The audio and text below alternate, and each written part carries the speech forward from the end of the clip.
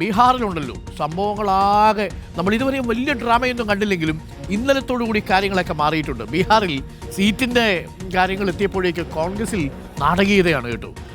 നാടകീയ രംഗങ്ങളാണ് കണ്ടത്. പട്ന വിമാനത്താവളമായിരുന്നു ഇന്നലത്തെ രംഗവേദി. പട്ന വിമാനത്താവളത്തിൽ നേതാക്കളെ ശരിക്കും പറഞ്ഞാൽ പഞ്ഞി കിട്ടു എന്ന് പറഞ്ഞാലും നമുക്ക് തെറ്റില്ല. നേതാക്കന്മാരെ അടക്കം അണികൾ കൈയേറ്റം ചെയ്തു. PCC നേതാക്കളെ കൂടിയാണ് കേട്ടോ. അവിടുത്തെ കോൺഗ്രസിന്റെ ബീഹാറിലെ സംസ്ഥാന നേതാക്കളെയാണ്. ചുമതലയുള്ള കൃഷ്ണ അല്ലാരുവിനെയാണ് ആക്രമിച്ചത്.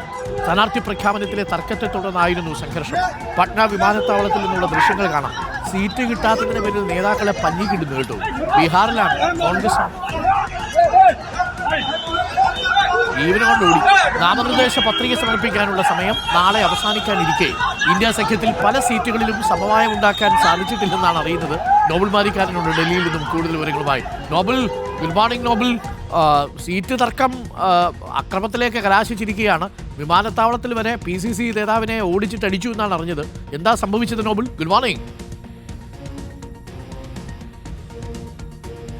Arun, very good morning. ബീഹാറിൽ തെരഞ്ഞെടുപ്പിന്റെ ആ ഘട്ടത്തിലേക്ക് എത്തുമ്പോൾ കോൺഗ്രസിലും ഇന്ത്യ സഖ്യത്തിലും വലിയ പ്രതിസന്ധി ഉണ്ടാകുന്നു എന്നാണ് നമുക്ക് അറിയാൻ കഴിയുന്നത്. ഈ സംഘർഷം പ്രത്യേകിച്ച് ഇന്നലെ പട്ന വിമാനത്താവളത്തിൽ ദില്ലിയിൽ നിന്ന് ചർച്ച കഴിഞ്ഞ് എത്തിയ സംസ്ഥാനത്തെ PCC അധ്യക്ഷൻ അടക്കമുള്ള നേതാക്കൾ, അതോടൊപ്പം ചുമതലയുള്ള കൃഷ്ണ അല്ലാവരും അടക്കമുള്ള നേതാക്കളെയാണ് ഒരു കൂട്ടം പ്രവർത്തകർ കയ്യേറ്റം ചെയ്യുകയും ആക്രമിക്കുകയും ചെയ്ത് സീറ്റുകൾ ഇഷ്ടക്കാർക്ക് വിൽക്കുന്നു എന്നടക്കമുള്ള ഗുരുതരമായ ആരോപണങ്ങൾ പപ്പു യാദവിന്റെയൊക്കെ അനുയായികൾ ഉണ്ട് എന്ന് പറയപ്പെടുന്നു. എന്താണെങ്കിലും കോൺഗ്രസ് പ്രവർത്തകർ അവിടെ പട്ന വിമാനത്താവളത്തിൽ നേതാക്കൾ എത്തിയതിനു പിന്നാലെ ദില്ലിയിലെ സീറ്റ് ചർച്ചകൾ പൂർത്തിയാക്കിയാണ് നേതാക്കൾ അങ്ങോട്ട് എത്തിയത്. അതിനു പിന്നാലെയാണ് വലിയ തരത്തിൽ ആക്രമിച്ചത്. നേതാക്കളെ ഓടിച്ചിട്ടടിച്ചു എന്ന് പറഞ്ഞാൽ പോലും അതിൽ തെറ്റില്ല എന്ന് വേണം നമുക്ക് മനസ്സിലാക്കാൻ. പിന്നീട് പ്രവർത്തകർ ചേരിതിരിഞ്ഞ് വലിയ സംഘർഷം അവിടെ ഉണ്ടാക്കുകയും ചെയ്തു. അത്തരത്തിൽ വലിയ നാണക്കേടാണ് കോൺഗ്രസിന് എന്താണെങ്കിലും ഉണ്ടാക്കിയിരിക്കുന്നത്. നാടകീയ രംഗങ്ങൾ തന്നെയായിരുന്നു പട്ന വിമാനത്താവളത്തിൽ ഉണ്ടായത് എന്ന കാര്യത്തിൽ യാതൊരു സംശയമില്ല. നിർണായകമായ തെരഞ്ഞെടുപ്പാണ്. പ്രത്യേകിച്ച് BJP പരാജയപ്പെടുത്തും എന്ന് നിരന്തരം വാദപ്രതിവാദങ്ങൾ വാദം ഉയർത്തിക്കൊണ്ട് വലിയ വിമർശനങ്ങൾ BJPക്കെതിരെ ഉയർത്തിക്കൊണ്ട് വലിയ പോരാട്ടത്തിലേക്ക് കോൺഗ്രസ് പോകുമ്പോൾ, ഇന്ത്യ സഖ്യം പോകുമ്പോഴാണ് ഇപ്പോൾ ഇത്തരത്തിലൊരു